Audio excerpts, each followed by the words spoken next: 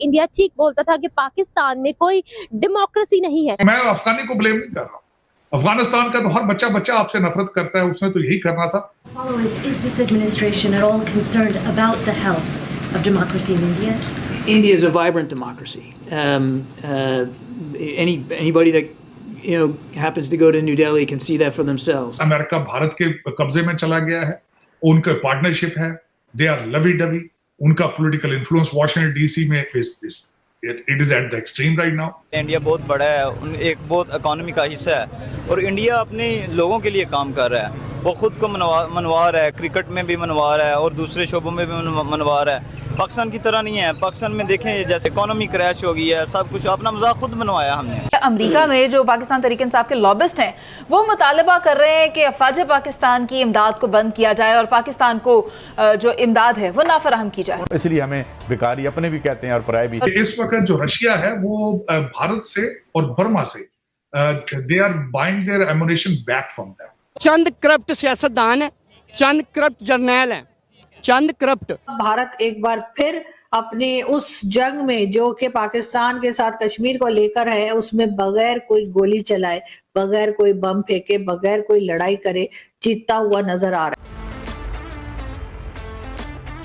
Hello guys, स्वागत है आपका अफेयर गॉसिप्स न्यूज में। तो वीडियो में आगे बढ़ने से पहले हर बार की तरह फिर से एक बेनती है, चैनल को सब्सक्राइब करिएगा और बेल आइकन दबाना मत भूलिएगा। तो दोस्तों, जैसा कि आपको पता ही है, पीएम मोदी अमेरिका जाने वाले हैं इसी मंथ, लेकिन इस विजिट से पहले ही भारतीय सरकार पर अमेरिका के कुछ जर्नलिस्ट सवाल उठा रहे हैं और इसी में ही एक अमेरिकन जर्नलिस्ट अपनी सरकार से ये सवाल पूछती है कि भारतीय डेमोक्रेसी की हालत क्या है और अमेरिकी गवर्नमेंट ऑफिशियल जवाब में ये कहते हैं कि भारत का लोकतंत्र एक जीवित लोकतंत्र है और जिसे भारत के लोकतंत्र की चिंता है वो खुद दिल्ली जाकर देख सकता है। तो खैर, देखते हैं इस पर पाकिस्तानी मीडिया का क्या रिएक्शन है। अमेरिका में जो पाकिस्तान तहरीक इंसाफ के लॉबिस्ट हैं वो मुतालबा कर रहे हैं कि अफवाज पाकिस्तान की इमदाद को बंद किया जाए और पाकिस्तान को जो इमदाद है वो नाफराहम की जाए। उन्होंने कहा फौजी इमदाद बंद की जाए क्योंकि जिस पार्टी से उनका तल्लक है वो पार्टी मुसीबत में फंसी है। उस पार्टी के वर्करों के ऊपर जो आर्मी की इंस्टॉलेशन है उनको जलाने, उनको लूटने, उनको तबाह करने का मुकदमा चल रहे हैं। तो इस बिना पे पाकिस्तान की फ़ौजी इमदाद बंद कर दी है। उन्होंने इसके लिए बहुत पैसा भी लगा दिया है। लेकिन हमारे दोस्त जो हुसैन हक्कानी साहब हैं उन्होंने भी मुकाबला करने का फैसला कर लिया है। उन्होंने नॉन रेजिडेंट पाकिस्तानी के फोरम बना के उन्होंने कहा ये मुकाबला करते हैं, क्योंकि ये कोई तरीका नहीं है। मैंने अभी पिछले आज के पहला जो मेरा था सेगमेंट उसमें मैंने कहा कि सियासत को सियासत के तौर पे खेला जाए। मुल्क को तबाह करने की साजिश मुकम्मल नहीं होगी। ये एक कंट्री है। ये आप जो फ़ौज की इमदाद बंद करके फ़ौज को प्रेशराइज कराना चाहते हैं, फ़ौज किसी किस्म के प्रेशर में नहीं आएगी।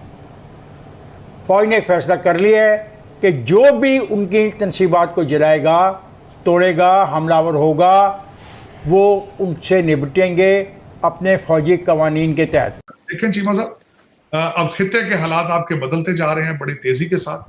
हमारे लॉयड जो है American defence secretary, he is in India right now. They are talking to, उन्होंने स्पीच दी, चाइना को स्नब करने की कोशिश की।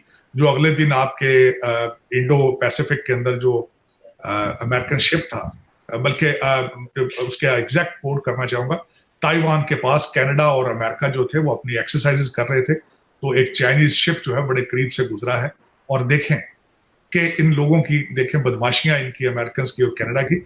आप चाइना के जाके दरवाजे के सामने खड़े होकर चक्कर लगा रहे हो तो उनका जहाज करीब से गुजरा तो कहते हैं क्यों गुजरा है। देखें अंदाजा लगा।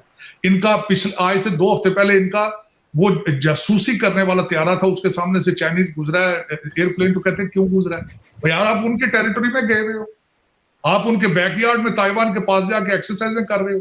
उनका ये भी नहीं है हक के वो ये करें, वो करेंगे अपना।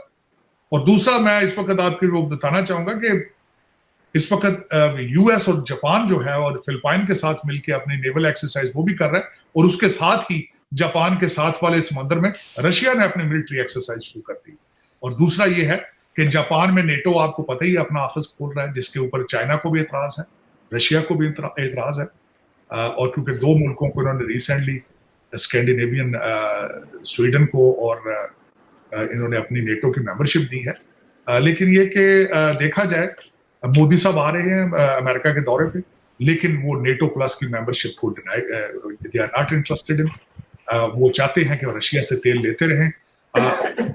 आज जो है वो एक और बहुत बड़ी खबर ये है कि ओपेक प्लस ने अपनी प्रोडक्शन जो है वो कम कर, ओपेक प्लस में उनकी मीटिंग थी, सऊदी अरेबिया ने अपनी प्रोडक्शन कम की है, जिसका रिएक्शन ये आएगा कि पेट्रोल पर बैरल प्राइस उसकी बढ़ेगी, रशिया को उसका फायदा होगा, भारत को भी उसका फायदा होगा, क्योंकि इस वक्त मेरे ख्याल में 60% जो उनका तेल है, 40% तेल जो है वो आ रहा है रशिया से, और वो नहीं चाहते कि हम हम आए नेटो प्लस की मेंबरशिप में। तो जो हम रशिया से लेते हैं, हमारा इस वक्त रशिया सबसे ज्यादा, भारत सबसे ज्यादा आर्मामेंट्स जो है वो रशिया से खरीद रहा है। बल्कि एक नई इंटरेस्टिंग बात ये आई है कि इस वक्त जो रशिया है वो भारत से और बर्मा से they are buying their ammunition back from them, क्योंकि जो स्पेशली पार्ट्स, जो टैंक उन्होंने बेचे थे, उनके पार्ट्स इस वक्त शॉर्टेज है रशिया को, और अपनी यूक्रेन वॉर में they are buying back the